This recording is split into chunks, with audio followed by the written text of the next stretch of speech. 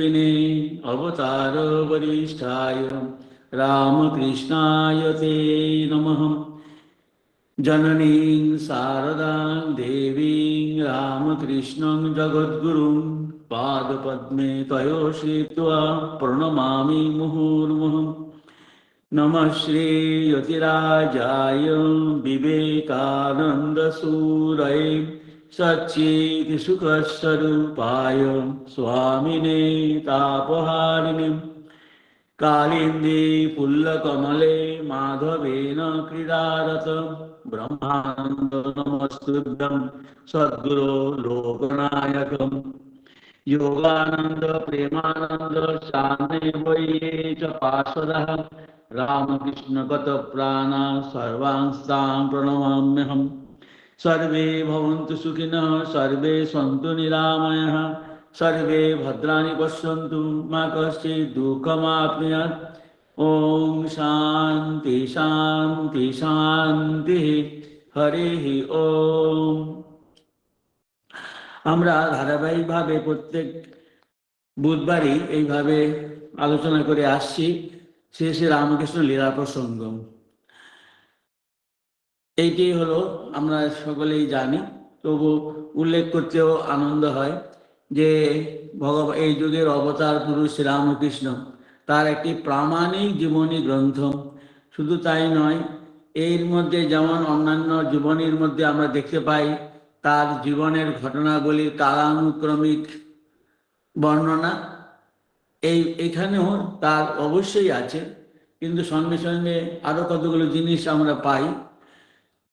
মনে রাখতে হবে যে এখানে এই জীবনী অসাধারণ। অসাধারণ মানে সাধারণ জীবনী নয়, এটা অসাধারণ জীবনী, কারণ একজন অসাধারণ পুরুষের জীবনী এখানে লিপিবদ্ধ করা হয়েছে।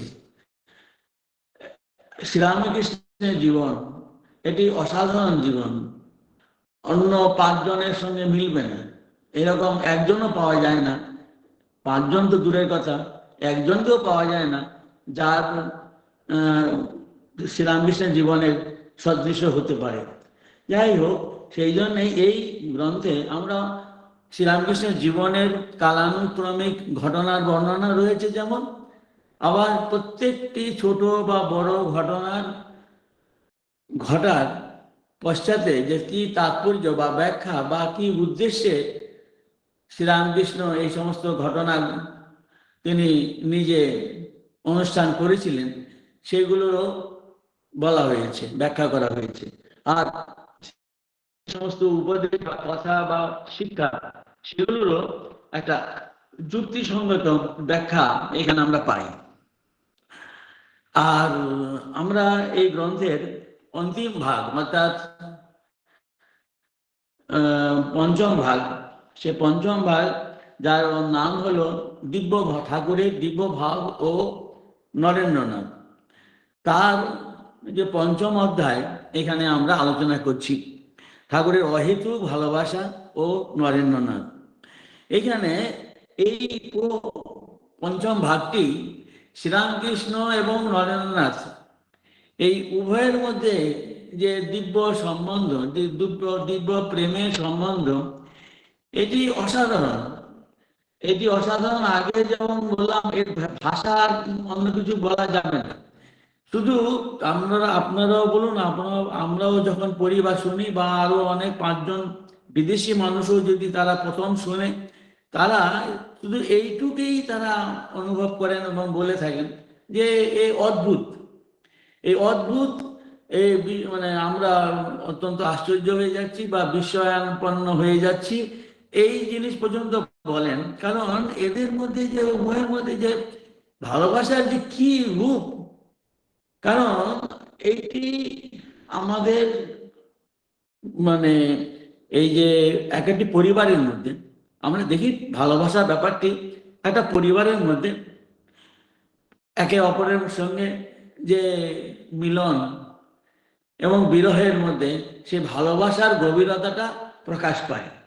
সেইখানে আমরা জানি যে বাবা মায়ের মধ্যে বাবা সঙ্গে ছেলের বা মেয়ের যে সন্তানের যে ভালোবাসা, কিংবা স্বামী স্ত্রীর মধ্যে যে ভালোবাসা, এই সম্বন্ধগুলো এইরকম দেখি। কিন্তু এইরকম কোনো সাংসারিক ভালোবাসার ভাবের সঙ্গে কোনো রকমেই মিল, মানে কোনো সাদৃশ্যই দেখতে পাই না এখানে।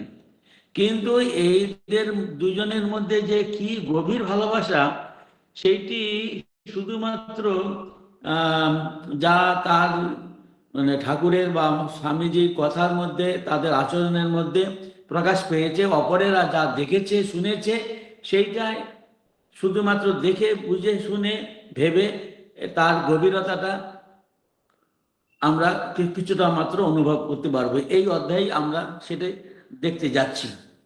এই অধ্যায়ের নাম হয়েছে ঠাকুরের অহেতুক ভালোবাসা ও নরেন্দ্রনাথ। এই যে ঠাকুরের যে ভালোবাসা, এটি অহেতুক বলছে, অর্থাৎ কোনো নিমিত্ত নেই। নিমিত্ত যে এই জন্য আমি তাকে ভালোবাসি, এই কত রকম আমাদের সব কারণ আমাদের থাকে। সেই জন্য একজন আমি আরেকজনকে ভালোবাসি, আমার ভালোবাসা হয়। এখানে আমরা সবাই জানি আমাদের কিছু কিছু মানে কারণ থাকে।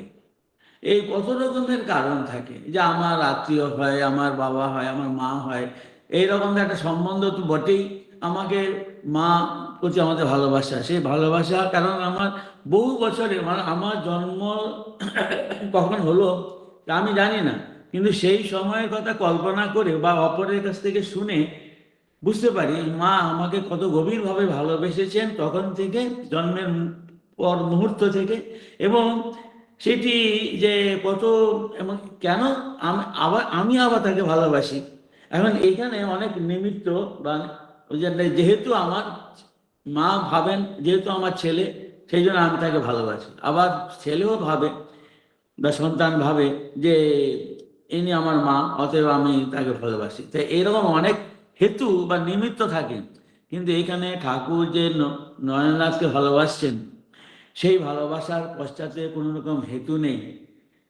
এইটি একটু রূপ মানে কথা অমৃতের শেষাংশে যখন ঠাকুর কাশীপুরে আছেন, যখন চারদিকেই বলছেন যে সেই এক চৈতন্যকে দর্শন করছেন, তখন বলছেন দেখো সেই এককেই দেখছি সবার মধ্যে দেখছি। আর বলছেন যে একে অপরের সঙ্গে মানে অন্য সকলকে মধ্যে দেখি সেই মাকে দেখছি।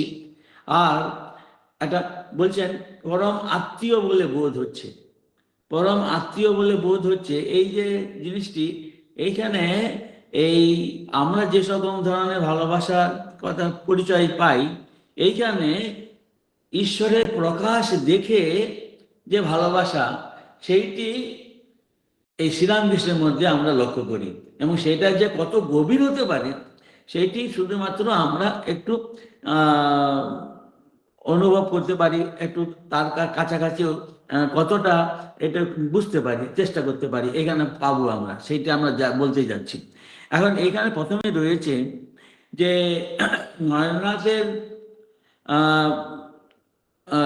বলবো যে জীবনের প্রারম্ভেই থেকেই তার কতগুলো অদ্ভুত ধরনের অনুভব, দর্শন বা অনুভূতি তার কিছু কিছু ঘটতো, যেগুলো একটু ব্যতিক্রমী, অর্থাৎ অন্যান্য মানুষের মধ্যে সেগুলো দেখা যায় না। যেমন নরেন্দ্রনাথ ছোটবেলা থেকেই তিনি দেখছেন যে তার মধ্যে একটা অদ্ভুত জিনিস, সেটা হলো যে রাত্রিবেলা শুতে যাওয়ার আগে শুতে গেছেন এবং সেখানে দেখতে পাচ্ছেন শুতে জাস্ট মানে ঘুমের আগেই, নিদ্রা আসার আগেই তার দুই চোখের মাঝখানে যে ভ্রু মধ্যে সেখানে একটা জ্যোতি মানে প্রকাশিত হতো, জ্যোতি দর্শন করতেন। সেখানে একটা জ্যোতি আসতো আর জ্যোতি সেখানে প্রকাশ হতো। সেই জ্যোতিটি বড় হতে থাকতো, বড় হয়ে গোল আকার ধারণ করত, তারপরে বিশাল আকার ধারণ করে সেটা ফেটে যেত। আর সেইখানে সেই জ্যোতি যেন গলে যেত, তরল হয়ে যেত, তরল হয়ে তার শরীরে সর্বাঙ্গে সেটি ব্যক্ত করে দিত এবং তারপরে তিনি নিজেকে ভুলে যেতেন, একেবারে ভাবাবিষ্ট বা একেবারে নিজের আমিও ভুলে যেতেন। সেই যে ভাবাবিষ্ট হয়ে গেছেন, নিজেকে ভুলে গেছেন, আত্মহারা হয়ে গেছেন, এই অবস্থাতেই ঘুমিয়ে পড়তেন। আবার পরের দিন সকালবেলা ঘুম ভাঙত, এরকম। তা উনি এটা দেখতেন, বুঝতেন, ঠিক আছে, কিন্তু ভাবতেন যে অন্য যে মানুষেরও জীবনে এই রকমই হয়, প্রতিদিন তাদেরও এরকম ধরনের জ্যোতি দর্শন হয়, আর পরে সেই জ্যোতি ফেটে যায় এবং এইভাবে ঘুমিয়ে পড়ে তারা। কিন্তু এইটি অনেক বছর পরে জানতে পারলেন, যখন তিনি এই ব্রহ্ম সমাজের নেতাদের ব্রহ্ম সমাজে আসা যাওয়া শুরু করেছেন।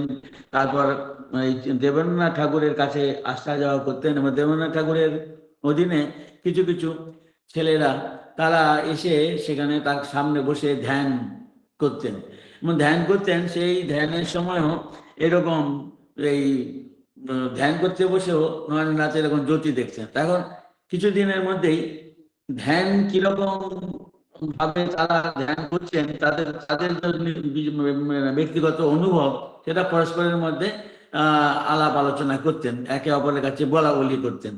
তখন জানতে পারলেন যে এই যে নরেন্দ্রনাথ জ্যোতি দর্শন করে প্রতিদিন বা এই ধ্যানের সময় করেন, সেইটি কিন্তু অপরেরা কিছুই জানে না এবং কোনোদিন তাদের হয়নি। এই জিনিসটি সম্বন্ধেও তখন নরেন্দ্রনাথ একটা মানে যে এইরকম একটা নতুন ধরনের অদ্ভুত ধরনের জিনিস তার মধ্যে হচ্ছে, এইটি এইখানে বলছেন যে এই ধরনের হচ্ছে এই জ্যোতি দর্শন। এখন সেইটিকে বলছেন, আবার নরেন্দ্রনাথ নিজেই বলছেন যে এইটি ভালো করে দেখবার জন্য জিনিসটা কি ব্যাপার, কোথা থেকে আসছে, কি হচ্ছে, কেন হচ্ছে, এইটি সেই জন্য উনি যখন শুতে যেতেন বলছেন, আমি সাধারণভাবে লোকেরা যেমন সাষ্টাঙ্গ মানে ভূমিতে প্রণাম করে, সেরকম ভাবে আমি মানে উপর হয়ে শুতেন। উপর হয়ে শুয়ে মাথা মুখটি নিচের দিকে, বিছানার দিকে মুখ রেখে উপর হয়ে শুয়ে, সেই যাতে ওই জ্যোতি ভালোভাবে দেখতে পান, এইভাবে উনি শুতেন। তারপরে এই জিনিসটি বলছেন যে এইরকম তার প্রতিদিন হতো এবং সেটি কিন্তু পরে জানতে পারলেন যে অন্যান্যদের এটা কিন্তু হয় না। তা এই একটা ধরনের একটা অদ্ভুত ধরনের একটা তার জ্যোতি দর্শন, এই একটা জিনিস, এটি একটা ব্যতিক্রমী জিনিস, তার মধ্যে সেটি দেখা যাচ্ছে। তারপর একটা কথা বলছেন তিনি যে তার কিছুদিনের পরেই বাল্যকালে যে তিনি যে সমস্ত জায়গায় যেতেন, জায়গা কিংবা যে সমস্ত লোকের সঙ্গে মেলামেশা করছেন, তারপর আবার ঠাকুরের কাছে আসা যাওয়া করছেন, এই যে ব্যক্তি বা স্থান বা বলো কতগুলো জিনিসপত্র বা যে জায়গা, এগুলো দেখেই হঠাৎ করে তিনি চমকে উঠতেন বা দাঁড়িয়ে পড়তেন, ভাবতে শুরু করতেন যে হ্যাঁ, এই জিনিসটা, এই লোকটাকে তো আমি আগে একবার দেখেছি। আগে দেখেছি বলতে, কিন্তু এই জীবনে কোথায় দেখেছেন তা কিন্তু কিছু বলতে পারছেন না, কিন্তু দেখেছি এইটি, এই লোককে সঙ্গে কথা বলেছেন, আবার এক জায়গায় গেছেন বলছেন যে গিয়েছেন, এবং সেইখানে এই শরৎ মহারাজের বাড়ির পাশেই ছিল, তো সেইখানে গিয়েছেন একদিন, গিয়ে তাদের সঙ্গে কথাবার্তা বলতে বলতে একজন একটা হঠাৎ করে একটা বিষয়ের অবতারণা করেছেন, কথা বলতে শুরু করেছেন। তখন তার নরেন্দ্রনাথের মনে উঠলো, হ্যাঁ, অনেক বছর আগে তো এইখানে এই জায়গাতেই এই লোকটি এই কথাটি বলেছিল, তো এইটি কিরকম? তখন যে ভাবতেন যে এটা তার পূর্ব জন্মের এই রকম ধরনের পূর্ব জন্মের স্মৃতি মাঝে মাঝে তার কাছে আসছে, এটা উনি প্রথমে ভেবেছিলেন।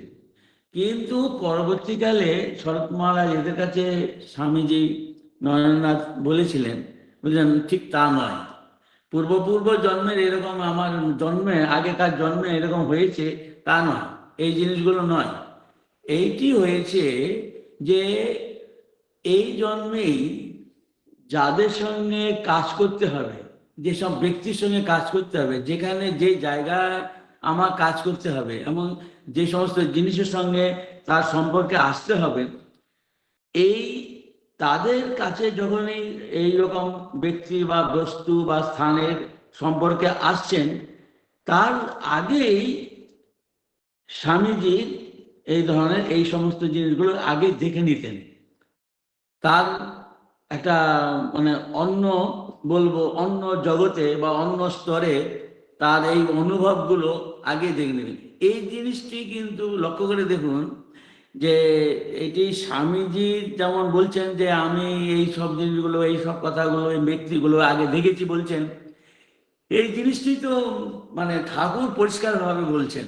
ঠাকুরেরও বলছেন যে এই যারা আমাদের এই মানে পূর্ব মানে এই জন্যই আগে থেকেই যারা যেসব ভক্তরা আসবেন, ঠাকুরের এই লীলা, এই যে এই জগতের এই যে লীলা তিনি করে গেলেন, এই লীলা যারা পার্শ্বদ হবেন, যারা লীলা অংশগ্রহণ করবেন, এবং যে সমস্ত স্থান মানে মানে তীর্থস্থান বলে পরিগণিত হবে, সেই সব জায়গা বা স্থান বা ব্যক্তি ঠাকুর বলছেন আগেই মা আমাকে দেখিয়ে দিতেন। যেমন বলছেন বলরামকে দেখবার আগেই ওকে আমি দেখেছিলাম চৈতন্যের কীর্তনের দলের মধ্যে। তেমনি এই ওই শশী মহারাজ, শশী এবং শরৎ, বলছি এরা ঋষিকৃষ্ণের দলে ছিল। আবার একদিকে সুন্দর কথা যে এই যেমন রাখাল, রাখাল ব্রহ্মানন্দ স্বামীজি, তা রাখালের আসার আগেই রাখালের দর্শন পাচ্ছেন ঠাকুর। তারপরে এই দেখতে পাচ্ছেন যে মা এসে বলছে একটা ছোট্ট ছেলেকে ঠাকুরের কোলে বসিয়ে দিয়ে বলছে এই তোর ছেলে। ঠাকুর আটকে উঠেছেন, বলছে আমার তো মাতৃজনী, আমার আবার ছেলে কি? তখন বলছে না, এই সাংসারিকভাবে ছেলে নয়, এ তোর মানুষ পুত্র। তার কিছুক্ষণ পরেই দেখছেন যে রাখাল মনমোহনের সঙ্গে দক্ষিণেশ্বরে তার কাছে এসে উপস্থিত হয়েছে। তো এই জিনিসগুলো দেখতে পাচ্ছি ঠাকুরেরও হতো, আর পরে এই স্বামীজিরও বেলাতেও হয়েছে, এইটাই এখানে উল্লেখ করেছেন। কিন্তু এই যে উভয়ের মধ্যে এই জিনিস অর্থাৎ ঠাকুরের যেমন হয়েছে এটা এখানে দেখছি উল্লেখ করেননি, কিন্তু আমি দেখতে পাচ্ছি যে এই এদের যে পূর্ব পরিদৃষ্ট প্রত্যক্ষ সকল, তখন সেগুলো সমস্ত এগুলো দেখেছেন।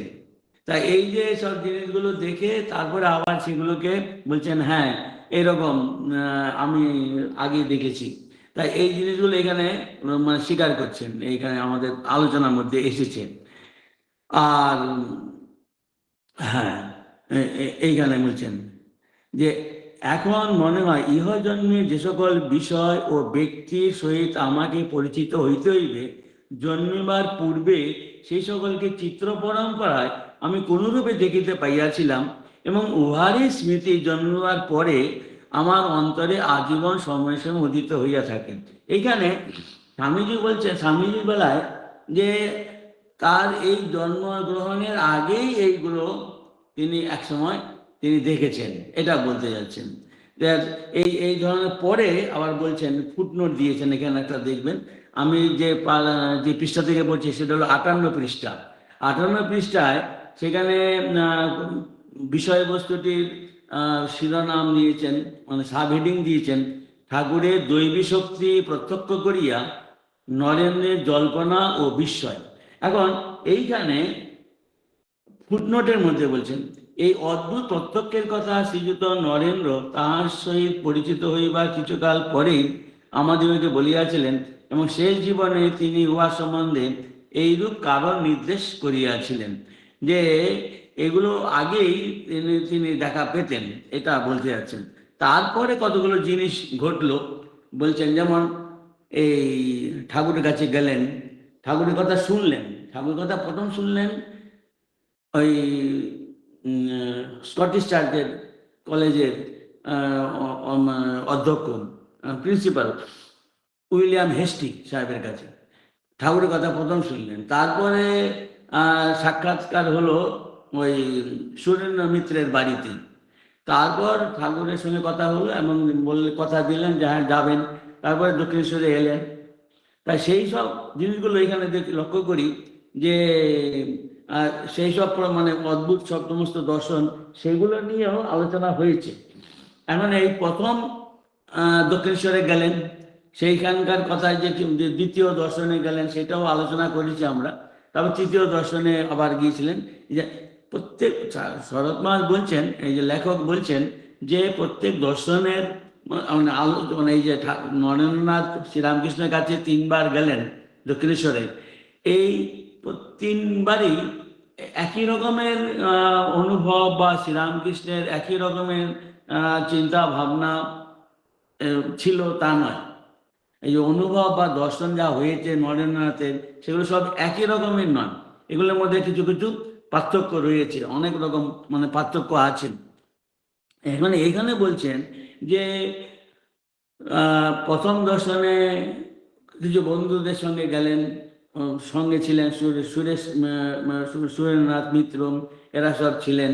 এবং সেইখানে দেখতে পাচ্ছেন যে তাকে আলাদা করে পাওয়ার জন্যে ঠাকুর কি করলেন, নরেন্দ্রনাথকে ঠিক তার ঘরের উত্তর দিকের বারান্দায় নিয়ে গেলেন এবং দরজাটি ছিল ঘরের দিকে, সেই দরজাটি বন্ধ করে দিলেন। ফলে অন্যান্য লোকের থেকে আলাদা করে নরেন্দ্রনাথকে পেয়ে গেলেন। সেইখানে সে ঠাকুর তার সামনে, নরেন্দ্রনাথের সামনে দাঁড়িয়ে দণ্ডায়মান হয়ে করজোড়ে হাত জোর করে বলছেন, জানি আমি প্রভু তুমি সেই পুরাতন ঋষি নররূপী নারায়ণ, জীবের দুর্গতি নিবারণ করিতে অবতীর্ণ হইয়াছ। তা এইখানে এই কথা যখন স্বামীজি শুনছেন ঠাকুরের কাছে, বলে হ্যাঁ এই তো দেখছি একটা পাগল। নরেন্দ্রনাথ তাকে পাগল বলে ভাবছেন, আর পাগল বলে ভাবছেন যে এই কিরকম ব্যাপার, এ তো আমি বিশ্বনাথ দত্তের ছেলে, আর আমাকে বলছে কি না যে তুমি হলে নররূপী নারায়ণ, জীবের দুর্গতি নিবারণ করিতে এই পৃথিবীতে আসিয়াছ, ধরণীতে আসিয়াছ। তাই এই কথা বলে এখানে এই ঠিক তারপরের মুহূর্তে যখন আবার ঠাকুর নরেন্দ্রনাথকে সঙ্গে নিয়ে এলেন ঠাকুর নিজের ঘরে এবং অন্যান্য বন্ধুদের সঙ্গে সব একসঙ্গে বসলেন, তখন যে ঠাকুরের আচরণ এবং কথাবার্তা, তখন সেগুলো দেখে শুনে কিন্তু নরেন্দ্রনাথের এই মুহূর্তে যে চিন্তা করলেন যে এ তো পাগল, সেইটি নিজের এই মানে যে চিন্তা ভাবনা সেইটি সন্দেহ করছেন যে এই কি করে হয়। এই মাত্র তাকে পাগল বলছি তার আচরণ দেখে, আবার এখন যার আচরণ অত্যন্ত সুন্দর, অত্যন্ত মানে স্বাভাবিক, অত্যন্ত স্বাভাবিক, তাহলে একে আমি পাগল বলি কি করে। আরও একটি জিনিস দ্বিতীয়বারে যেটি হলো, দ্বিতীয়বারে যখন স্বামীজি একা গিয়েছিলেন দক্ষিণেশ্বরে একা গিয়েছিলেন, আর সেইখানে গিয়ে যেই গেছেন এবং সেইখানে এই একা আছেন, তারপর ওইখানেই ঠাকুর তার ওই হাঁটুর উপরে, ঠাকুর নরেন্দ্রনাথের মানে পায়ের মানে হাঁটুর উপরে পা তুলে দিয়ে তাকে মানে এই স্পর্শেই এত শক্তি যে তিনি নরেন্দ্রনাথ একেবারে আত্মহারা হয়ে গেলেন, অর্থাৎ একেবারে নিজেকে ভুলে গেলেন। এবং সেইখানে দেখছেন যে চারিদিকে সমস্ত জিনিসগুলো মানে কোথায় দূরে চলে যাচ্ছে, যেন ধ্বংস হয়ে যাচ্ছে, এবং দেখতে পাচ্ছেন যেন নিজের আমিত্বটাও ধ্বংস হয়ে যাচ্ছে। তখন যেন মৃত্যু সামনে উপস্থিত, এইরকম অবস্থা যখন দেখতে পাচ্ছেন, তখন তার ভয় হয়ে গেল। বলে আমি তো তাহলে আমাকে তাহলে দেখছি এই লোকটা আমাকে মেরে ফেলবে নাকি, তো ভয় পেয়ে গেল। সে চিৎকার করে উঠলো যে ও তুমি কি করলে, আমার যে বাবা মা আছে। হ্যাঁ, তা তখন এই কথা শুনে আবার ঠাকুর তাকে আবার স্পর্শ করলেন, তাকে আবার স্পর্শ করে বলে ও আচ্ছা আচ্ছা ঠিক আছে ঠিক আছে ঠিক আছে, খলখল করে হাসছেন, বলে আচ্ছা থাক এখন থাক বলে ছেড়ে দিলেন। তা এইখানে জিনিসটি অদ্ভুত লাগছে যে নরেন্দ্রনাথের কাছে, যে একে যখন আমি বলছিলাম ভাবছিলাম প্রথমবারে এ মনে হয় মনোমেনিয়া, মনোম্যানিয়াক মানে অর্ধ উন্মাদ অবস্থা এ আছে। আর এই ভালো মানুষটি ভালো, তার ত্যাগ বৈরাগ্য আছে, এটি ঠিক কথাই, কিন্তু এই মানুষটি আমার মনের এত শক্তি আমার মনে কোনো রকম মানে ভাবালুতা বা এই যে ইমোশনালিজম এত এসব নেই, আবেগ প্রবণ নয়। আমার মনের উপরে আমার অত্যন্ত সংযম আছে, আমার মনের উপর শক্তি আছে। আমার মনের উপরে এই মানুষটি এতটাই প্রভাব বিস্তার করতে পারলো, আমাকে একেবারে স্তব্ধ করে দিল, একেবারে আমাকে মানে মানে আমার চিন্তা ভাবনা আমাকে একবার ভুলিয়ে দিল, এই যে এরকম ভাবাবিষ্ট করে দিল। এইটি কি করে সম্ভব? নিশ্চয়ই তাহলে ওর ভিতরে সেই শক্তি আছে। তখন এই জিনিসটি মানে বুঝবার জন্য এই জিনিসটা এই যে বলছেন যে এই দ্বিতীয়বারে এইখানে এই জিনিসটা গরম হলো। নরেন্দ্রনাথ তখন ভাবছেন যে না, এ সাধারণ মানুষ নয়, এ পাগল নয়, এ কিন্তু ব্যাপারটা কিন্তু অন্যরকম। তারপর আবার তৃতীয়বারে যখন দেখলেন, নিয়ে গেলেন, এবং সেখানে তিনি আগে থেকেই নিজেকে খুব শক্ত দৃঢ় রাখছেন, যাতে কোনোভাবেই তিনি নিজেকে আত্মহারা না হয়ে যান, এবং কোনো রকমভাবে মানে নিজেকে ভুলে যাওয়া, এই যে স্তব্ধ করে দেওয়া নিজের মনকে, শরীরকে, এইভাবে এইটি যেন না হয়, সেই জন্য খুব তিনি সতর্ক ছিলেন। কিন্তু ঠাকুর এই তাকে নিয়ে চলে গেলেন যদুমল্লিকের বাগান বাড়িতে।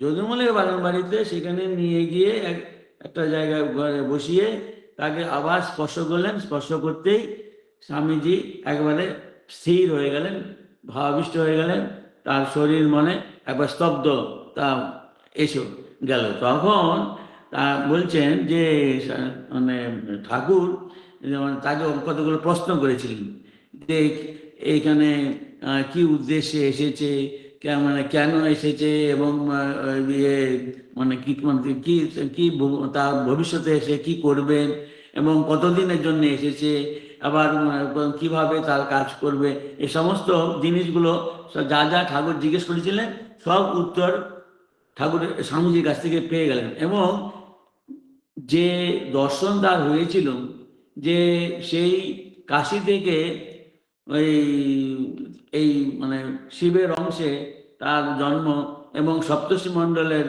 একজন ঋষি, এবং সে অখণ্ডের ঘরের এক ঋষি, সেই যে ঋষি এই ভবিষ্যতে ধর্ম স্থাপনের জন্যে যে তার যে পুরুষের দর্শন হয়েছিল, সেই আগেকার দর্শন মানে কথাবার্তা শুনে নরেন্দ্রনাথকে দ্বিতীয় দর্শনে তাকে স্পর্শ করে শ্রীরামকৃষ্ণ তাকে নির্বিকল্প সমাধিতে আরূঢ় করাতে চেয়েছিলেন, অর্থাৎ ব্রহ্মজ্ঞানে মানে প্রতিষ্ঠিত করতে চেয়েছিলেন নরেন্দ্রনাথকে, যে ব্রহ্মজ্ঞ পদবীতে আরূঢ় করাবেন তাকে।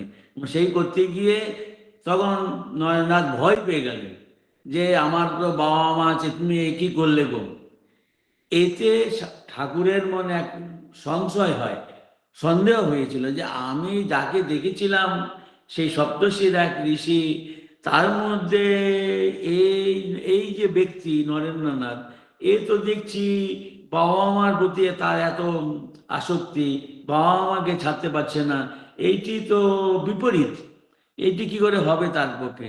সেই জন্যে তৃতীয়বারে ওই যদুমল্লিকের বাগান বাড়িতে তাকে নিয়ে গিয়ে তাকে ওই রকম মানে দিব্য স্পর্শে তাকে স্তব্ধ করে দিয়ে তার কাছ থেকে সমস্ত জিনিস জেনে নিলেন। জেনে নিয়ে তিনি সংশয় মুক্ত হলেন, এবং সেই জন্যে তিনি বুঝতে পারলেন যে না, তার দর্শন ঠিকই ছিল। সেই ব্যক্তি যে ওই কাশী শিবের থেকে বিদেশ্বর শিব থেকেই তার অংশ, তার জন্ম, এবং এই জগতে তারই লীলা পার্শ্বদ হয়ে মানে বার্তাবহ হয়ে এই জগতে ধর্ম প্রতিষ্ঠা কাজে তার বিরাট ভূমিকা, এই সব সম্বন্ধে নিঃসন্দিগ্ধ হলেন ঠাকুর। এই সব জিনিসগুলো এইখানে মানে তুলে ধরেছেন ধীরে ধীরে ধীরে ধীরে সুন্দর করে। তাই কিন্তু এই যে দ্বিতীয় তৃতীয় দর্শন এরকম হচ্ছে, তো এর মধ্যে ব্যাখ্যা করতে গিয়ে শরৎ মহারাজ বলছেন যে ঠাকুরের এই ধরনের যে ব্যবহার, এই যে অদ্ভুত সব তার দিব্য স্পর্শের দ্বারা একজনকে এরকম ভাবাবিষ্ট করে দিচ্ছেন, সাধারণ অন্য মানুষ হলে, নরেন্দ্রনাথ ছাড়া অন্য কেউ হলে পরে তারা তক্ষণি ঠাকুরকে একজন দিব্য মহাপুরুষ, অবতার পুরুষ বা তিনি ভগবান এই বলে নিজেকে তাকে মানে তার কাছে শরণাগত হতেন, নিজেকে সম্পূর্ণভাবে তার পায়ে সঁপে দিতেন এবং সম্পূর্ণরূপে তাকে স্বীকার করে নিতেন, তাকে গুরু রূপে স্বীকার করে নিতেন। কিন্তু এইখানে পার্থক্য রয়েছে। নরেন্দ্রনাথ কিন্তু ওই রকম সাধারণ সাধক অধিকারী পুরুষ ছিলেন না, তিনি অত্যন্ত উচ্চ মার্গের অধিকারী ছিলেন, উচ্চ আধ্যাত্মিক জগতে উচ্চ মানে অধিকারী বলেই এই সঙ্গে সঙ্গে এই ঠাকুরকে, ঠাকুরের অলৌকিকতা দেখে যে মেনে নেওয়া এবং স্বীকার করে নেওয়া, হ্যাঁ আপনি আমার গুরু, আপনার আমার প্রভু, আমার সব আপনার, এইভাবে না, তখনই নেননি। এটাই হলো, এটা দ্বারা শরৎ মাস বলছেন যে উচ্চ অধিকারী বলেই তিনি নিজেকে এইভাবে মানে নিজের স্বাতন্ত্র্য বজায় রেখেছেন। এবং শুধু তাই নয়, এই যে প্রথম থেকেই ঠাকুরকে যেভাবে পরীক্ষা করবার একটা তার প্রবণতা ছিল, সেই পরীক্ষা করতেও তিনি পরেও তিনি করে গেছেন, একবার সম্পূর্ণভাবে স্বীকার করে নেননি, এবারে অন্ধভাবে স্বীকার করে নেননি। এইখানে বলবো যে বলছেন নরেন্দ্রের প্রতি মানে এই যে তার উচ্চ অধিকারী, সেইটাই এখানে তার প্রমাণ। আর এইখানেও ঠাকুরও আরেকটা, তবে এর মধ্যে দিয়ে এই যে এইরকম ঠাকুর নরেন্দ্রনাথ এরকম নানান রকম ভাবছেন ঠাকুরের সত্তা সম্বন্ধে, ঠাকুরের স্বরূপ সম্বন্ধে বলতে গিয়ে ভাবছেন, নানা রকম চিন্তা করছেন, এক একটা সিদ্ধান্ত আসছেন, কখনো আবার সেই সিদ্ধান্তকে আবার ত্যাগ করছেন, এই যে মনের ভিতরে এরকম আলোড়ন চলছে, তার মধ্যে একটা জিনিস পরিষ্কার হয়ে এসেছে যে না, এই মানুষটি কিন্তু মানুষের প্রতি তার আকর্ষণ কিন্তু দিন দিন বেড়ে যাচ্ছে, ঠাকুরের প্রতি তার ভালোবাসা দিন দিন বেড়ে যাচ্ছে, এইটি এখানে পরিষ্কারভাবে তুলে ধরেছেন। তা এইখানে দেখুন, আমি পড়ছি দুই একটি মানে এক একটা ছোট জিনিস এখানে পরিষ্কারভাবে বলছেন যে নরেন্দ্রের সম্বন্ধে ঠাকুরের ভয়। এইখানে আবার একটা ঠাকুরের কি চিন্তা উঠল যে ঠাকুর দেখলেন যে হ্যাঁ, নরেন্দ্রনাথ সেই পুরুষ, মানে অত্যন্ত আধ্যাত্মিক জগতের একজন এরকম আধার জগতে দেখা যায় না। এবং একটা জায়গাতে ঠাকুর নিজেই বলছেন যে এমনটি কখনো আসেনি আর ভবিষ্যতেও আসবে না, এই ধরনের উচ্চ অধিকারী পুরুষ এটি নিশ্চিন্ত ছিলেন। কিন্তু আবার তার ভিতরে বলছেন যে যে দু একটি গুণের দ্বারা, শক্তির দ্বারা মানুষ বিরাট বিরাট কাজ করতে পারে এবং জগতে একজন মহাপুরুষ বলে এবং বিরাট বড় নেতা বলে বা সম্প্রদায় সৃষ্টি করে তারা বহু মানে বলবো কাল ব্যাপী মানে ইতিহাসে তারা স্থান করে নেন, সেই রকম শক্তি একটা দুটো নয়, নয়নের মধ্যে বলছেন 18 শক্তি রয়েছে এখানে। সেই জন্যে সে যদি সম্পূর্ণভাবে শ্রীরামকৃষ্ণের ভিতরে যে সমস্ত ভাব বা তার দর্শন, যে অনুভব, সেগুলো যদি নরেন্দ্রনাথ সম্যকরূপে ভালোভাবে না বুঝতে পারে, আবার যদি সেই মানে ঠাকুরকে সম্পূর্ণভাবে যদি গ্রহণ না করে, তাহলে মানে ঠাকুরের এই যে ভাব, অদ্ভুত ভাব, অসাধারণ ভাব, সেইটি জগতে প্রকাশ পাবে না। মানে কারণ প্রকাশ করবার যে মানুষটি নরেন্দ্রনাথ, সে তো সম্পূর্ণভাবে বুঝতে না পারলে পরে অসুবিধা হবে।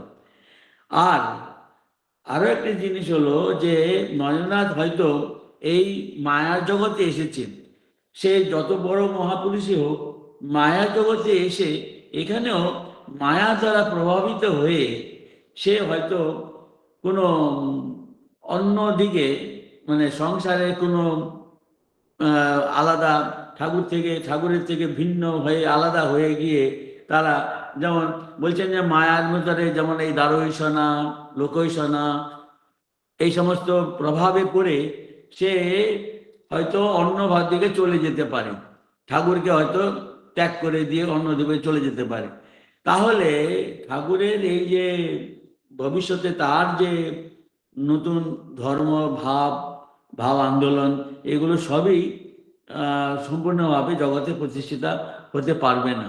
এই জন্যে নরেন্দ্রনাথ যেন সম্পূর্ণভাবে ঠাকুরকে বুঝতে পারে এবং গ্রহণ করতে পারে, সেইটি গ্রহণ করে বুঝে যেন তার যে যে প্রবর্তিত যে ধর্ম বা ধর্ম আন্দোলন, সেটি যেন নরেন্দ্রনাথ জগতে প্রতিষ্ঠা করতে পারে, দিয়ে যেতে পারে। এই কথা এখানে, এই জিনিসটি এখানে এত সুন্দর করে সব ধীরে ধীরে ব্যাখ্যা করে যাচ্ছেন। এইখানে আমি একটু পড়ছি, আমি অনেক কথাগুলো আপনাদের কাছে খালি সংক্ষেপে আপনাদের কাছে তুলে ধরার চেষ্টা করছি, যে এই আলোচনাটি একটু ভাষাটা তো খটোমটো আছেই, তো সেইটিকে নিয়ে ধীরে ধীরে আপনার কাছে তুলে ধরলাম। আমি একটুখানি তার থেকে ওইটি জিনিসটি যে কোথায় কোথায় এই জিনিসগুলো বলা হচ্ছে, আমি সেটা আপনাদের কাছে তুলে ধরার চেষ্টা করছি। দেখুন, আমি 60 পৃষ্ঠায় পড়ছি, 60। সেইখানে বলছেন, ঠাকুর একভাবে নিশ্চিন্ত হইলেও তাহার সম্বন্ধে সম্পূর্ণ নিশ্চিন্ত হইয়াছিলেন বলিতে পারা যায় না। এই যে আগে যা বললাম, যে তৃতীয় দিবসে যদু মল্লিকের বাগানবাড়িতে গিয়ে তাকে সব জিজ্ঞেস করেছিলেন, জিজ্ঞেস করে ঠাকুরের যা চিন্তা ছিল সব কিছুই সঙ্গে সঙ্গে মানে মিলে গিয়েছিল, যা উত্তর দিয়েছিল নরেন্দ্রনাথ সেগুলো সব মিলে গিয়েছিল। অর্থাৎ এই সেই সপ্তর্ষি মণ্ডলাগত যে ব্যক্তি, সেই ব্যক্তি বা বীরেশ্বর থেকে সমুৎপন্ন যে শিবের অবতার, সেই নরেন্দ্রনাথ এই নরেন্দ্রনাথ একই, কোনো অসুবিধা নেই। এই বলছেন নিশ্চিন্ত হলেও একদিকে নিশ্চিন্ত হয়েছেন, কিন্তু সম্পূর্ণভাবে নিশ্চিন্ত হয়েছেন বলা যায় না। কারণ তিনি দেখিয়াছিলেন যে সকল গুণ বা শক্তি প্রকাশের মধ্যে একটির বা দুইটির মাত্র অধিকারী হইয়া মানব সংসারে জনসাধারণের মধ্যে বিপুল প্রতিপত্তি লাভ করে, নরেন্দ্রনাথের অন্তরে ওইরূপ 18টি শক্তি প্রকাশ পূর্ণ মাত্রায় বিদ্যমান। এই কথা বলছেন যে একটি দুটি শক্তির দ্বারা যেমন একজন মানুষ এই জগতে বিশাল প্রতিপত্তি লাভ করে, একটা সম্প্রদায় সৃষ্টি করে নতুন ধর্ম প্রবর্তন করতে পারে, এই রকম 18টা শক্তি এর মধ্যে রয়েছে। তাহলে সে তো নিজেই অনেক কিছু করতে পারত। এই জন্য প্রমেশ মহারাজের কথা মনে পড়ছে। প্রমেশ মহারাজ বলতেন, বলে যে দেখো, ঠাকুর এবং ঠাকুরের আরো যে 16 জন ত্যাগী পার্ষদ, তাদের নিয়ে আজ আমাদের দেখতে পাচ্ছি যে এক সম্প্রদায় বা একটি রামকৃষ্ণ ভাব আন্দোলন গড়ে উঠেছে। কিন্তু মনে রাখবে, বলছেন যে ঠাকুরের এই যে ত্যাগী পার্ষদ যারা 16 জন, এক একজন এক একটা ধর্ম, এক একটা সম্প্রদায়ের প্রবর্তন করতে পারতেন, কিন্তু তারা নিজের এই স্বাতন্ত্র না রেখে সম্পূর্ণভাবে ঠাকুরের অনুগত থেকে এই রামকৃষ্ণই একমাত্র এই যুগে ভগবান, আর তারই প্রবর্তিত ধর্মই আজকের দিনে সকলের পক্ষে অত্যন্ত উপকারী এবং এই মুক্তির কারণ, এইটি তারা প্রচার করে গেলেন সকলে মিলে। অর্থাৎ সম্পূর্ণভাবে নিজেকে সঁপে দিয়েছিলেন শ্রীরামকৃষ্ণের চরণে। তা এই জিনিসটি নরেন্দ্রনাথও তাই করেছিলেন। এই জন্যে নিজের ভিতরে যে শক্তি, তা সেটি অন্য আর নিজস্বভাবে কোনো ব্যবহার করেননি। অর্থাৎ ঠাকুরের ইচ্ছাটি তারা পূর্ণ করে গেছেন, নিজের কোনো ইচ্ছা বা মিশন কিছু তারা রাখেননি নিজে আলাদা করে। এইখানে বলছেন আবার, ঈশ্বর জগৎ ও মানব জীবনের উদ্দেশ্য সম্বন্ধে চরম সত্য উপলব্ধি করিয়া শ্রীযুত নরেন্দ্র উহাদিগকে সম্যকরূপে আধ্যাত্মিক পথে নিযুক্ত করিতে না পারিলে ফল বিপরীত হইয়া দাঁড়াইবেন। ঠাকুর বলিতেন, ঐরূপ হইলে নরেন্দ্র অন্য সকল নেতাদিগের ন্যায় এক নবীন মত ও দলের সৃষ্টিমাত্র করিয়া জগতে খ্যাতিলাভ করিয়া যাইবে। কিন্তু বর্তমান যুগ প্রয়োজন পূর্ণ করিবার জন্য যে উদার আধ্যাত্মিক তত্ত্বের উপলব্ধি ও প্রচার আবশ্যক, তাহা প্রত্যক্ষ করা এবং উহার প্রতিষ্ঠা কল্পে সহায়তা করিয়া জগতে যথার্থ কল্যাণ সাধন করা, তাহা দ্বারা সম্ভবপর হইবে না। মানে ঠাকুরের ভাব প্রচারের দ্বারা যে বিরাট মঙ্গল হবে, সেইটি কিন্তু নরেন্দ্রনাথ যদি সেটি না করে থাকতো, যদি অন্য কোনো ধর্মমত প্রবর্তিত করতে চলে যেত আলাদাভাবে, তাহলে ঠাকুরের এই যে বিরাট বড় ব্যাপার, একটা বিরাট কাজ, সেটি হতো না এবং জগৎ অত্যন্ত মানে তার বিরাট ক্ষতি হয়ে যেত, এটা এখানে বলছেন। তারপরে এবং এই জিনিসগুলোর পরে আমি একটুখানি এগিয়ে যাচ্ছি যে ঠাকুরের নরেন্দ্রের প্রতি অসাধারণ আকর্ষণের কারণ কি, এই পরের পৃষ্ঠাতেই দেখুন, সেখানে আছে যে ওই সকল কারণের অনুধাবনে স্পষ্ট হৃদয়ঙ্গম হয় উহাদের কতকগুলি নরেন্দ্রনাথের সম্বন্ধে ঠাকুরের নিজ অদ্ভুত দর্শন সমূহ হইতে সম্ভূত হইয়াছিল এবং অবশিষ্টগুলি পাছে নরেন্দ্র কালধর্ম প্রভাবে দ্বাদৈষণা, বৃত্তৈষণা, লোকৈষণা প্রভৃতি কোনরূপ বন্ধনকে স্বেচ্ছায় স্বীকার করিয়া লইয়া তাহার মহৎ জীবনে চরম লক্ষ্য সাধনে আংশিকভাবে অসমর্থ হন, এই ভয় হইতে উত্থিত হইয়াছিল। এই যে নরেন্দ্রনাথের প্রতি তার অসাধারণ ভালোবাসা, আকর্ষণ, এর পশ্চাতে নরেন্দ্রনাথের সম্বন্ধে তার যে দর্শন, বলে যে হ্যাঁ, এই জগন্মাতা এই নরেন্দ্রনাথকে পাঠিয়েছেন, তার এই বার্তাবহ রূপে তাকে পাঠিয়েছেন, এটি তার দর্শন হয়েছিল। এটির জন্যেই নরেন্দ্রনাথের উপর এত আকর্ষণ, এত ভালোবাসা। আরও একটি কথা হলো, এই নরেন্দ্রনাথ আবার পাছে এই যেমন বলছেন এখানে দ্বাদৈষণা, বৃত্তৈষণা, অর্থাৎ আবার বিবাহিত জীবনের মধ্যে আবদ্ধ হয়ে পড়ে, সেই ভয়ে তার প্রতি এই এত তার টান, এত ভালোবাসা, এত আকর্ষণ, এত সব কিছু। এবং কথামৃত বা অন্য সব বইতে, অন্য বইতেও আছে যে এই ঠাকুর শুনতে পেয়েছেন অন্য ভক্তদের কাছে যে ঠাকুর নরেন্দ্রনাথের বাবা মা ওরা তার বিয়ের জন্য পাত্রী খুঁজছে। তখন বলছে মানে ঠাকুরের চিন্তা হলো, এই রে, তাহলে ও যদি আবার বিবাহ বন্ধনে আবদ্ধ হয়ে পড়ে, তাহলে তো মুক্ত হয়ে যে এই যে তার যে প্রবর্তিত ধর্ম প্রচার করা বা মানুষের ভিতরে প্রবেশ করিয়ে দেওয়া, এইটি তো সে পারবে না, মানে সম্পূর্ণভাবে পারবে না, আংশিকভাবে হয়তো পারবেন। এই জন্যে তিনি বিব্রত হয়ে যাচ্ছেন, তিনি তার ভিতরে এরকম চিন্তা হচ্ছে, মায়ের কাছে প্রার্থনা করছেন, মায়ের কাছে দৌড়ে যাচ্ছেন, মায়ের কাছে প্রার্থনা, মা ওকে মায়া বদ্ধ কর, ওকে মায়ায় বদ্ধ কর, ওকে মায়া বদ্ধ। মানে এই কথাটি আরো একটা দিকে থেকে বলেছিলেন, সেটা হলো যে তার ভিতরে মানে নরেন্দ্রনাথের ভিতরে এত শক্তি, অর্থাৎ যে কোনো মুহূর্তে নিজের মনকে তিনি নির্বিকল্প সমাধিতে ডুবিয়ে দিতে পারেন, এই ক্ষমতা তার ছিল। যদি নির্বিকল্প সমাধিতে ডুবিয়ে দেয়, এবং চেয়েছিলেন তো অনেক করে ঠাকুরের কাছে যে আমি নির্বিকল্প সমাধিতে ডুবে থাকতে চাই, তাহলে কিছুদিন বা কিছু মাস পরে তো তার শরীরটা ধ্বংস হয়ে যাবে, অর্থাৎ শরীরটি আর জীবন্ত থাকবে না, ওটি মানে মারা যাবে। তাহলে তো আবার এই ভবিষ্যতের যে মানে পরিকল্পনা, সেটাও তো বানচাল হয়ে যাবে। সেই জন্যেই এই সমস্ত জিনিসগুলো এই জন্য বলছেন মা মা ওকে মায়ায় বদ্ধ কর, ওকে মায়ায় বদ্ধ কর, হ্যাঁ, যেন ওই সমাধিতেও না চলে যায়, প্রথম কথা।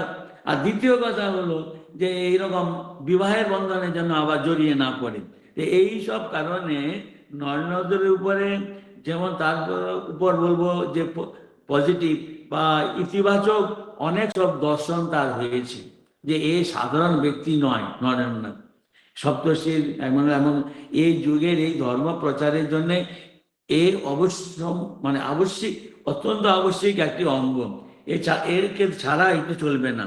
তো সেইটি যেমন দর্শন তার অনেক হয়েছে, আবার এই সব কারণের জন্যও মানে নরেন্দ্রদের উপরে তার ছিল বিশাল বড় তার ভালোবাসা। তো এইখানে এই যে ভালোবাসা, সেইটা বলছেন যে অত্যন্ত নিষ্কাম পবিত্র যে ভালোবাসা, নিঃস্বার্থ ভালোবাসা, সেই ভালোবাসা যে অদ্ভুত, বলে যে শরৎ মহারাজ বলছেন যে এইটি হলো একজন আরেকজনের ভিতরে সেই ঈশ্বরের দিব্য প্রকাশ, ঈশ্বরকে দেখছেন মাত্র, সেই জন্যেই কোনো অন্য কোনো কারণ ব্যতিরেকেই, অন্য কোনো কারণ নেই, কোনো প্রয়োজন নেই, কোনো মানে হেতু নেই, বা কোনো কোনো কোনো কিছু তাই সেখানে কোনো হেতু হতে দাঁড়াতে পারে না, সেই ঈশ্বরের প্রকাশ দেখেই একজন আরেকজনের প্রতি তার ভালোবাসা এত গভীর হয়েছিল, সেইটা এখানে শরৎ মহারাজ তুলে ধরেছেন। বলছেন যে নরেন্দ্রের প্রতি ঠাকুরের ভালোবাসা সাংসারিক ভাবের নহে, এই সাধারণ ভালোবাসা সংসারে যেমন আমরা দেখি, এইটি সেই রকম ভালোবাসা একেবারেই নয়, এটি ভিন্ন। কি করে যে হচ্ছে অত্যন্ত কঠিন। এখানে বলছেন সংসারী মানব যে সকল কারণে অপরকে আপনার জ্ঞান করিয়া হৃদয়ের ভালোবাসা অর্পণ করিয়া থাকেন, তার কিছুমাত্র এখানে বর্তমান ছিল না। এটা লক্ষ্য করার বিষয়। এই ভালোবাসা এটি সাধারণ ভালোবাসা নয়। কিন্তু আমরা সাধারণ মানুষ, আমরা পরিবারের ছোটবেলা থেকে পরিবারের বাবা মা ভাই বোন স্বামী স্ত্রী এই ভালোবাসাটা নিয়েই আমাদের মন একেবারে পুরোপুরি পরিব্যাপ্ত। এইটা দিয়েই আমরা ঠাকুর আর নয়নের মধ্যে যে ভালোবাসা সেটা কিছুটা বুঝতে চেষ্টা করি মাত্র। কিন্তু আমাদের যে ভিতরে যে আমরা যে অভিজ্ঞতা, যে যে সংস্কার বা যে চিন্তা ভাবনা রয়েছে, সেটা থেকে তো এবারে হঠাৎ করে মুক্ত হতে পারবো না। আর যখন ঈশ্বরকে আমরা দর্শন করতে পারবো, তখন ঈশ্বরকে দর্শন করে ঈশ্বরের প্রকাশ দেখে তার প্রতি যে কিরকম ভালোবাসা হয়, তখন সেটা এই মধ্যে নরেন্দ্রনাথ আর শ্রীরামকৃষ্ণের মধ্যে দেখে তখন কিছুটা হয়তো বুঝতে পারবো। এখন আমাদের পক্ষে এগুলো শুধু খালি বলবো যে শরৎ মাস বলছেন, আমরা সেটা খালি শুধু শুনলাম, যতটা চেষ্টা করলাম, হ্যাঁ তাহলে আমরা আমাদের যে ভালোবাসার যে রূপটা আমাদের আছে সেটা থেকে অত্যন্ত ভিন্ন, এটা ঠিক। এইটা আরো একটা বলছেন, কিন্তু নরেন্দ্রের বিরহে এবং মিলনে ঠাকুরের যেরূপ ব্যাকুলতা এবং উল্লাস দর্শন করিয়াছি, তাহার বিন্দুমাত্রেরও দর্শন অন্যত্র কোথাও আমাদিগের ভাগ্যে ঘটিয়া উঠে নাই। সৎমাস বলছেন যে সাংসারিক ভাবের কিচ্ছু মাত্র বর্তমান ছিল না এই দুইজনের মধ্যে, ভালোবাসার মধ্যে। আরো একটা জিনিস আমরা লক্ষ্য করেছি যে ঠাকুর যখন নরেন্দ্রনাথের সঙ্গে মিশছেন, আবার যখন নরেন্দ্রনাথ নেই সামনে, তার যে মনের কষ্ট বিরহ হচ্ছে সেটাও শরৎ মহারাজ দেখছেন, শুনেছেন অনেক।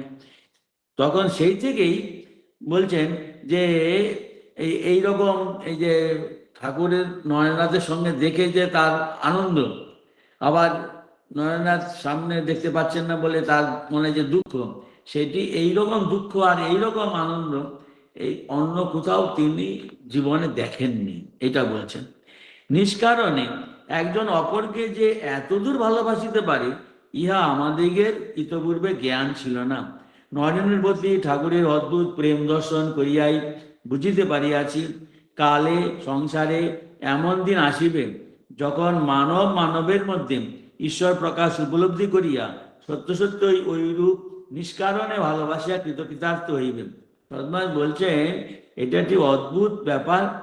এই রকম যে ঈশ্বরের প্রকাশ দেখে যে উপলব্ধি, সেটা ভবিষ্যতে মানুষ যখন ঈশ্বরের প্রকাশ উপলব্ধি করবে, তখন যে নিষ্কারণে এরকম ভালোবাসা কিরকম হয় সেটা দেখেই তারা নিজেরাই কৃতকৃতার্থ হয়ে যাবে, এই কথা বলছেন। এখন ঠাকুর কাছে এই মানে অনেক দিন আসেননি নরেন্দ্রনাথ, আর তার ফলে ঠাকুরের যে মনের কষ্ট, যে বিরহ, সেইটি দর্শন করে মনে করেছিলেন ভাগ্যবান স্বামী প্রেমানন্দজি।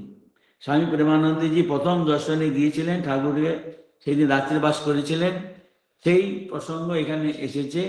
তাই সেইটি পরে আবার আরো একজনের মানে বলবো প্রত্যক্ষদর্শী, যে তিনি হলেন শ্রীযুত বৈকুণ্ঠনাথ সান্যাল।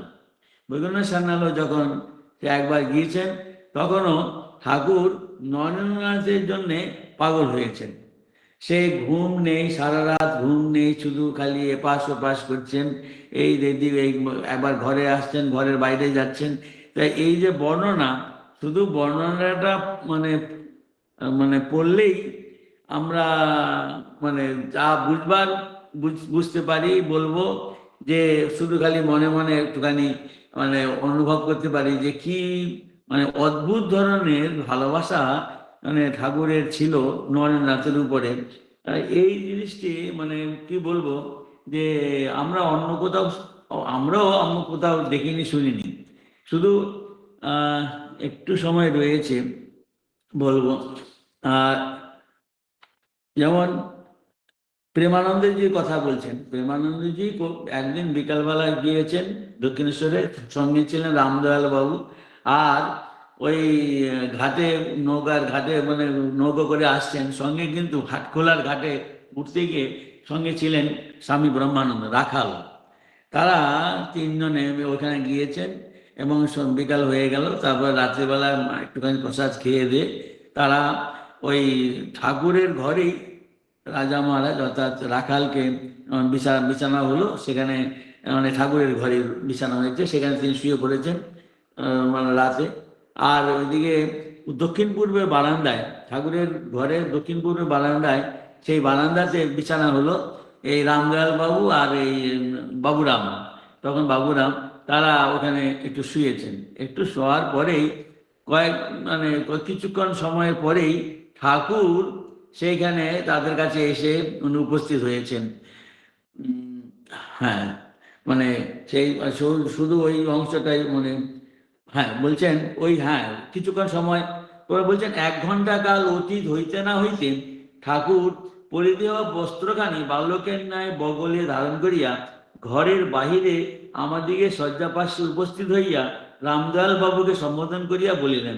মানে রাত্রিবেলা 1 ঘণ্টা বলে শুয়েছেন, 1 ঘণ্টা হয়নি, তখন ঠাকুর পরনে কাপড়টা বগলে করে নিয়ে এসে মানে তখন রামদয়াল বাবুকে সম্বোধন করে বলছে, ও গো ঘুমলে। তখন শশব্যস্তে মানে তারা বিছানা থেকে উঠে বসেছেন, বলছে না আমরা ঘুমাই না এখন, আগে না। তখন ঠাকুর শুনে বলছেন, দেখো নরেন্দ্রের জন্য প্রাণীর ভিতরটা যেন গামছা নিগ্রামের মতো জোরে মোচড় দিচ্ছেন, তাকে একবার দেখা করে যেতে বলো। সে শুদ্ধ সত্যগুণের আধার সাক্ষাৎ নারায়ণ, তাকে মাঝে মাঝে না দেখলে থাকতে পারি না। এইরকম করে কিছুক্ষণ এরকম বলা বলি করার পরে ঠাকুর দেখলেন আবার চলে গেলেন, যে এরা ঘুমোতে পারছে না বলে চলে গেলেন। আবার কিছুক্ষণ পরেই আবার সেই রকম ভাবে এসেই বলছেন নানা রকম নরেন্দ্রের সম্বন্ধে খালি ওই মানে কথা বলছেন, নরেন্দ্রের গুণের কথা, তাকে না দেখে তার প্রাণে যে দারুণ যন্ত্রণা উপস্থিত হয়েছে সেই কথা বারবার করে বলছেন। আবার চলে যাচ্ছেন, আবার আসছেন, এরকম করে সারা রাত কেটে গেল। তা তখন বাবুরাম মহারাজ ভাবছেন যে মানে এর প্রতি অর্থাৎ নরেন্দ্রের প্রতি ঠাকুরের কি ইহার কি অদ্ভুত ভালোবাসা, এবং যাহার জন্য ইনি ওইরূপ করিতেছেন সে ব্যক্তি কি কঠোর। সেই রাত্রি ওইরূপে আমাদিকে অতিবাহিত হইয়াছিল। পরে রজনী প্রভাত হইলে মন্দিরে যাইয়া জগদম্বাকে দর্শন করিয়া ঠাকুরের চরণে প্রণত হইয়া বিদায় গ্রহণ পূর্বক আমরা কলিকাতায় ফিরিয়া আসিয়াছিলাম। তাই এখানে আমরা শেষ করি। পরের দিন আমরা দেখব যে মানে নরেন্দ্রের প্রতি ঠাকুরের ভালোবাসা সম্বন্ধে বৈকুণ্ঠনাথ কিরকম দেখেছিলেন সেটি বলবো, আলোচনা করব। আজকে মানে আমার মনে পড়ছিল যে আগামীকাল তো 1 জানুয়ারি, ঠাকুরের যে ঘটনা যে ঘটেছিল কাশীপুরে, সেটা আমাদের সকলেরই এটা একটি বিশেষ তার মানে প্রতিদিনই বলবো এই ধরনের অদ্ভুত সমস্ত তার লীলা রয়েছে ঘটেছে। এখন এইখানে ঠাকুর যে জিনিসটি শরৎময় বলতে যাচ্ছেন যে এই ধরনের মানুষ মানে এই ধরনের ঘটনা ঠাকুরের কিন্তু আগেও হতো, অর্থাৎ যখন ওই দক্ষিণেশ্বরে ছিলেন এই ঘটনা বলছেন প্রতিদিনই হতো। তখন সেখানে 1 জন 2 জন 1 জন 2 জন 3 জন করে কৃপা করতেন এবং তারা নানা রকম আধ্যাত্মিক দর্শন অনুভব করে তারা জীবন ধন্য করে গেছেন। এটি হলো বুঝতে পারি যে ঠাকুরের অশেষ কৃপা। ঠাকুর অশেষ কৃপা বসে এই দিনও, অর্থাৎ এই গিরিশবাবু যেমন বললেন যে গিরিশবাবুকে ঠাকুরই জিজ্ঞেস করছেন যে তুমি যে এত সব এর সম্বন্ধে এত সব বলে বেড়াও, তুমি এর মধ্যে কি দেখেছ? তখন মানে গিরিশবাবু একবার অভিভূত হয়ে পড়েছেন। তিনি সেই তখনই মাটিতে মানে হাঁটু দিয়ে সেইখানে করজোরে উনি কিন্তু একেবারে বিচলিত হননি এই প্রশ্নের মানে শুনে। উনি আবার স্থিরভাবে বললেন যে ব্যাস বাল্মীকি যার সম্বন্ধে কোনো হত্যা করতে পারেননি, আমি আর তার সম্বন্ধে কি বলবো। এবং এই কথাটি বলেছেন অত্যন্ত গভীর বিশ্বাসের থেকেই বলেছিলেন এই গিরিশবাবু। সেইটি তিনি ঠাকুর বুঝতে পেরেছিলেন, বুঝে এই সঙ্গে সঙ্গে তার এই বিশ্বাস এইটি অনুভব করে তিনি একবার ভাবাবিষ্ট হয়ে পড়লেন। ঠাকুর ভাবাবিষ্ট সমাধিস্থ হয়ে গেলেন।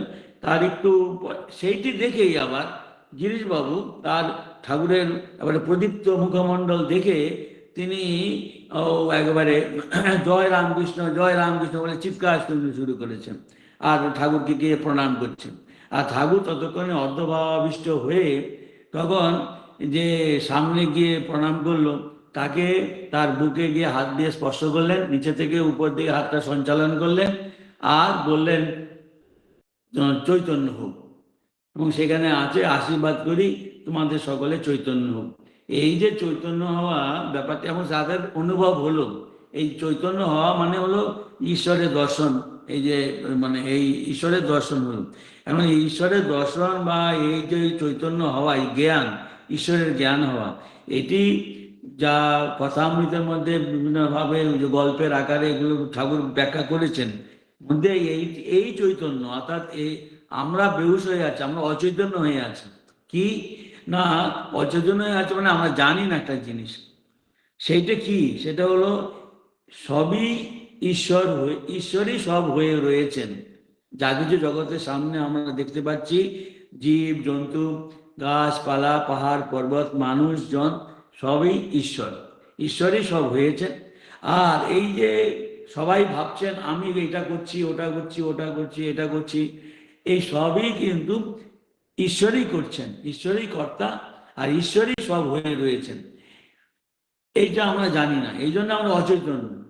আমরা কি জানি? আমরা কিন্তু জানি একটা জিনিস, একেবারে বেহুশ নই, কিছুটা হুঁশ আছে। মানে কি হুঁশ? সেটা অজ্ঞান, এটা হলো মিথ্যা জ্ঞান। কি আমরা আছি, ভগবান কোথায়? আমরা বিভিন্ন জনে আছি, বিভিন্ন গাছপালা সব আমরা আছি, মানে বহু ব্যক্তি আছি, আর আমরা কাজ করছি, এই বোধটা হচ্ছে। সে এইখানে চৈতন্য হলো মানে হলো এই জ্ঞান হওয়া দরকার যে না, তোমরা ভুল জ্ঞানের মধ্যে ডুবে আছো, এই অচৈতন্য হয়ে আছো, এই অচৈতন্য বেহুশ হয়ে আছো। এই বেহুশ, এই অজ্ঞানটা দূর হোক যে ঈশ্বরই আছেন, ঈশ্বরই সব করছেন, ঈশ্বরই সব আমরা তার বলছেন সেইখানেই আছেন। যে যদি আমরা তো ভাবছি দেখছি শুনছি আমরা করছি, বলছে হ্যাঁ এখানে ঈশ্বরই কর্তা, ঈশ্বরই করছেন, কিন্তু আমরা তার হাতে যন্ত্র। এই যে বোধ যখন হয় ঈশ্বরই কর্তা আমরা সব অকর্তা, বলছেন ঠাকুর বলছেন তাহলে ও তো সে জীবন মুক্ত হয়ে গেল। অর্থাৎ এইটিকে বলছেন ঈশ্বর দর্শন। আর এটা হলে পরেই আমাদের চৈতন্য হলো, এই কথা ঠাকুর বলছেন। আর এই চৈতন্য হওয়াতেই আশীর্বাদ করেছিলেন ঠাকুর। আর এইটি সম্বন্ধে বলার আমার কাছে মনে হয় যে এটি তো ঠাকুর আশীর্বাদ করলেন, বললেন একটাই উপায়, সেটা হলো তার কাছে আবার সেই প্রার্থনা করা যে তুমি তো আশীর্বাদ করেছিলে, তাহলে সেই আশীর্বাদটা আমরা অনুভব করতে পারি যেন, তার জন্য তুমি আমাদের শক্তি দাও, তা আমাদের সেই অনুভবটা হোক। এইটি বলা ছাড়া আর কিছু আমি কোনো সাধনা দেখি না।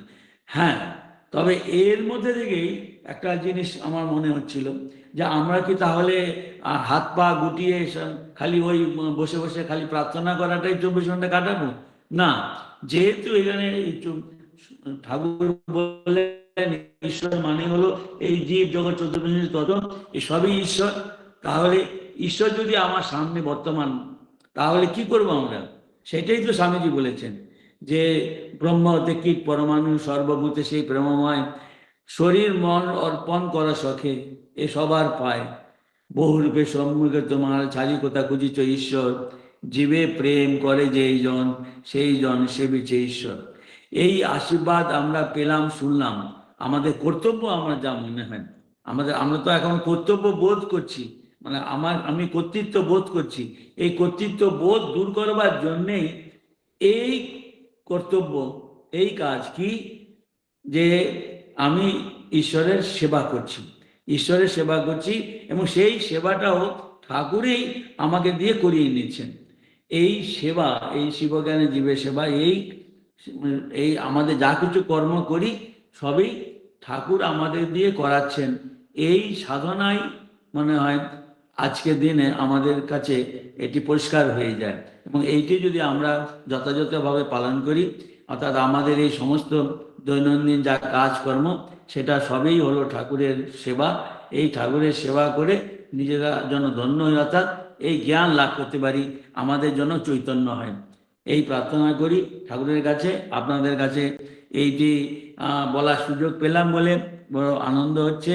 আগামী দিন ভালোভাবে আসুক, আগামী বছরটা ভালোভাবে সকলের কাছে মানে আসুক, এইটা প্রার্থনা করব। আর আপনাদের আমার বলবো যে আমার আন্তরিক প্রীতি, শুভেচ্ছা, নমস্কার জানাচ্ছি। সবাই ভালো থাকুন, সুস্থ থাকুন। জয় ঠাকুর। ওম শান্তি শান্তি শান্তি। হরি ওম তৎসৎ। শ্রীরামকৃষ্ণার্পণমস্তু। হ্যাঁ, ঠাকুরের আশীর্বাদ করলেন, কিন্তু কই আমরা তো কিছু বুঝতে পারি না, তাহলে কি করব? করব মানে কি বলো, আবার আবার আমাদেরই বলতে হবে যে কি হলো মশাই, আপনি তো খালি বলে চলে গেলেন, তা আমরা তো কিছু তো তার ধারে কাছে কিছু নেই। তখন বলতে হ্যাঁ, তাকে বলতে হবে, আর বলার সঙ্গে সঙ্গে কিছু করতেও পারি যখন, তাহলে তারই সেবা করো না, তাহলেই তো হলো। সেবা মানে কি ওই মন্দিরে যাওয়া গিয়ে বারবার করে খালি ওই মানে ভোগ চড়ানো আর ধূপকাঠি জ্বালানো, আমি মনে করি না। আমরা তো আমাদের থেকে আরো বেশি কাজে ব্যস্ত, ওই কাজটাকেই সাধনা বলে নিন না। এইটাই ঠাকুরের সেবা হচ্ছে। কারণ কি, আপনার যে সংসার, এটা তো আপনারই মানে মানে বলবো ঠাকুরের সেবা, এটাই তো আপনার মানে ঠাকুরের সংসার। ঠাকুরের সংসার, ঠাকুরের সবকিছু। তাহলে সেটা তো আপনার ওই ঠাকুরের সংসারে আপনি ওই দাসী হয়ে তার সেবা করছেন মাত্র। এই তো আপনার আমাদের আমাদের শিক্ষা, এটি আমরা পেয়েছি।